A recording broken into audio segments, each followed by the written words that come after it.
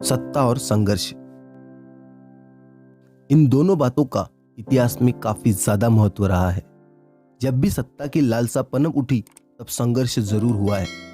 वो संघर्ष कभी दो बड़े राजाओं में हुआ तो कभी वो संघर्ष दो भाइयों में पिता के राज्य के लिए हुआ। ऐसे अनेकों किस्से हमें किताबों के अक्षर में छिपे हुए मिलते हैं, पर आज मैं आपको ऐसी कुछ जानकारी नहीं दूंगा। आज मैं आपको ऐसी व्यक्ति की कहानी या इतिहास बताऊंगा जिसने अपनी शुरुआत शून्य से की और उसके अंत तक वो सैकड़ों तक पहुंच चुका था। जहां पिता के रिश्ते को भूलकर कई राजाओं ने सत्ता काबिज की, उसी वक्त इस व्यक्ति ने अपने आका के राज्य की बागडोर तो संभाली, पर उसके मरने तक खुद को राजा घोषित नहीं किया। वो भारत पर राज्य करने वाला पहला मुस्लिम शासक बना। वो दिल्ली का पहला सुल्तान बना। मैं बात कर रहा हूँ उसकी जिसने गुलाम वंश की स्थापना की। मैं बात कर रहा हूँ कुतुबुद्दीन ऐबक की। आज हम बात करेंगे कुतुबुद्दीन ऐबक के बारे में कि कैसे वो बने दिल्ली के सुल्तान। पर उससे पहले मेरा नाम है पवन और सही जानकारी यूट्यूब चैनल में आपका स्वागत है। बिना किसी देरी की वीडियो शुरू करते हैं और जानते हैं कुतुबुद्दीन का इतिहास। सन 1150 ईस्वी तुर्किस्तान कजाकिस्तान में ऐबक का जन्म हुआ। इनके बचपन के बारे में कुछ ज़्यादातर बातों का पता नहीं है, पर इनका सही नाम कुतुबुद्दीन ऐबक था और उस नाम को इतिहासकारों ने कुतुबुद्दीन ऐबक करके लिखा। बात करें इनके प्रारंभिक जीवन की तो उस वक्त दास प्रथा काफ़ी ज़्यादा प्रचलित थी और गुलामों को खरीदना बेचना बहुत ही बड़ा व्यापार माना जाता था। कुतुबुद्दीन भी इसी प्रथा का शिकार बना। उसे सबसे पहले अब्दुल अजीज नाम के व्यक्ति को बेचा गया। अब्दुल अजीज निशापुर शहर के मुख्य काजी थे। काजी ने बहुत ही अच्छी तरह से कुतुबुद्दीन की परवरिश की और उसे तीरंदाजी और घुड़सवारी का प्रशिक्षण दिया। इस वजह से कुतुबुद्दीन एक अच्छा तीरंदाज और अच्छा घुड़सवार बना और यही बात उसके लिए काजी के पुत्रों की ईर्ष्या की वजह बनी और काजी के पुत्र कुतुबुद्दीन से ईर्ष्या करने लगे। फिर कुछ सालों बाद किसी कारणवश काजी की मौत हो गई और ईर्ष्यावश ही काजी के पुत्रों ने कुतुबुद्दीन को एक गुलाम व्यापारी को बेच दिया। इस तरह कुतुबुद्दीन का बचपन गुजरा और अब फिर से कुतुबुद्दीन गुलाम व्यापारी के पास में था और फिर से उसकी खरीदी बिक्री होनी बाकी थी। कुतुबुद्दीन को फिर से बाजार में रखा गया और उसकी बोली लगाई गई।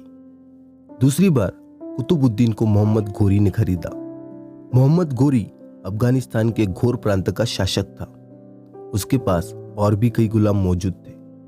इसके साथ ही वो गुलामों को बेटों की तरह रखता था, ऐसा भी इतिहास में लिखा गया है। जब घोरी ने ऐबक को खरीदा तब वो सिर्फ गुलाम था और जल्द ही घोरी को कुतुबुद्दीन की खासियतों की पहचान होने लगी और कुछ दिनों बाद ही उसे आमिर आखुर यानी अस्तबल का अधिकारी बना दिया गया। ये एक शुरुआत थी। ऐबक को और भी आगे बढ़ना था। अपने पराक्रम और युद्ध गुणों के कारण जल्द ही ऐबक ने घोरी को अपना प्रशंसक बना लिया और उसके सैन्य में एक मुख्य जगह बना ली। इधर मोहम्मद घोरी भारत की संपन्नता देख उस पर हमले की तैयारी कर रहा था। सन 1175 ईस्वी मोहम्मद घोरी ने मुल्तान पे हमला किया और वहां के सिया शासक को पराजित कर विजय प्राप्त कर ली और सिंध के अन्य हिस्सों पर भी कब्जा कर लिया।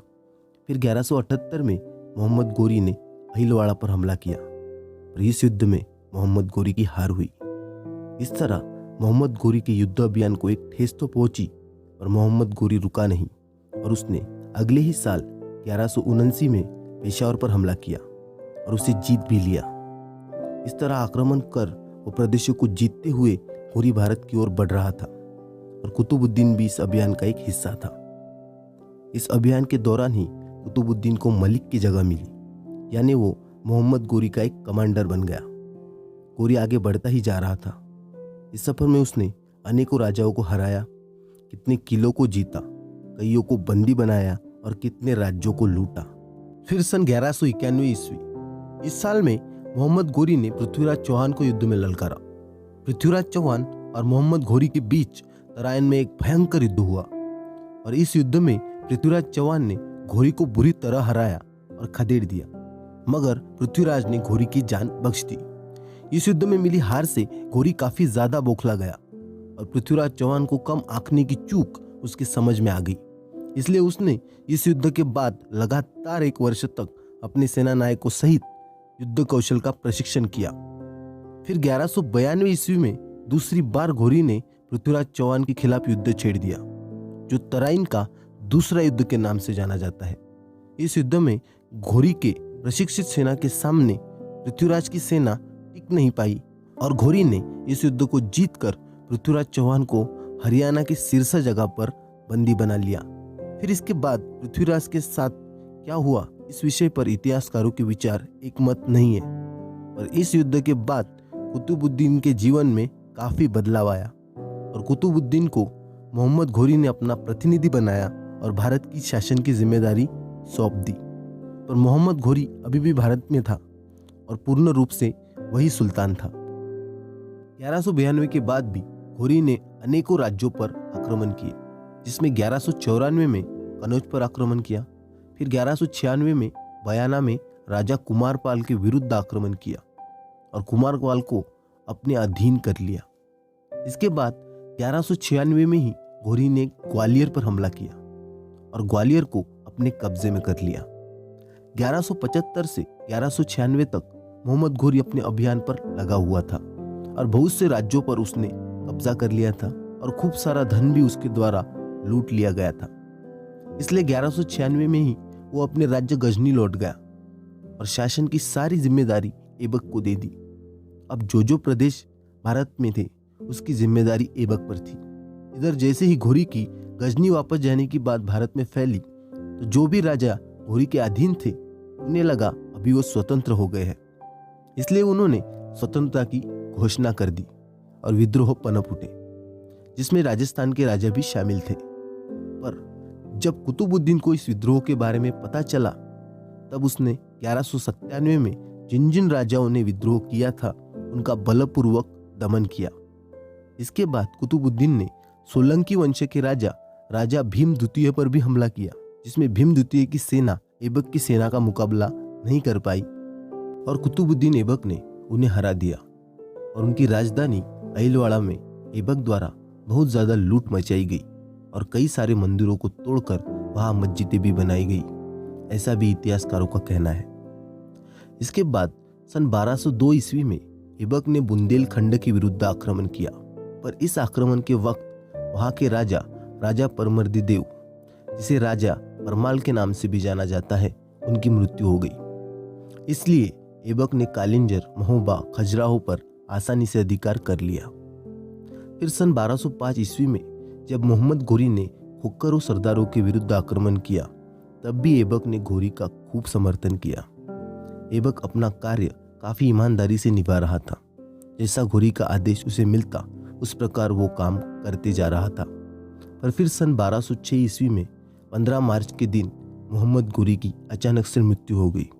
घोरी ने मृत्यु से पहले अपने राज्यों की जिम्मेदारी अपने प्रमुख दासों को दे रखी थी, जिसमें कुतुबुद्दीन ऐबक को भारत की जिम्मेदारी मिली थी। अब तक ऐबक घोरी के कहे अनुसार राज्य की बागडोर चला रहा था, पर अब उसके ऊपर कोई नहीं था, इसलिए अभी वही सुल्तान बन चुका था।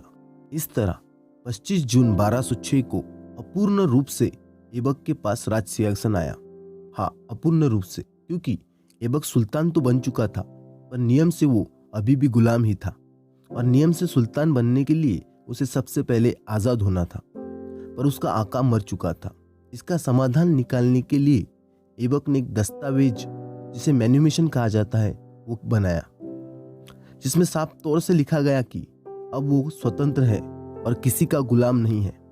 और इस दस्तावेज पर घोरी के भतीजे, जिसका नाम था गयासुद्दीन महमूद, उसकी इजाजत ली गई और फिर स्वतंत्र रूप से ऐबक सुल्तान बन गया और दिल्ली सल्तनत की शुरुआत हो गई। तो दोस्तों, ये थी कुतुबुद्दीन ऐबक की सुल्तान बनने तक की स्टोरी।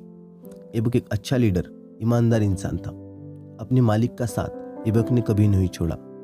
ऐबक को काफी हिम्मत और आदमी इतिहास में बताया गया है।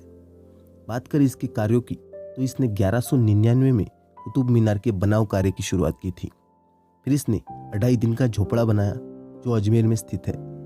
बात करें इसकी मृत्यु की तो सन 1210 ईस्वी में पोलो खेलते वक्त घोड़े से गिरकर कुतुबुद्दीन की मृत्यु हो गई। इसका शासनकाल मात्र 4 साल तक रहा। इनकी राजधानी लाहौर थी। तो आज के वीडियो में बस इतना ही दोस्तों। अगर आपने वीडियो लास्ट तक देख ही लिया है तो प्लीज़ वीडियो को लाइक कर चैनल को सब्सक्राइब कर दीजिए और अब मिलते हैं अगले वीडियो में।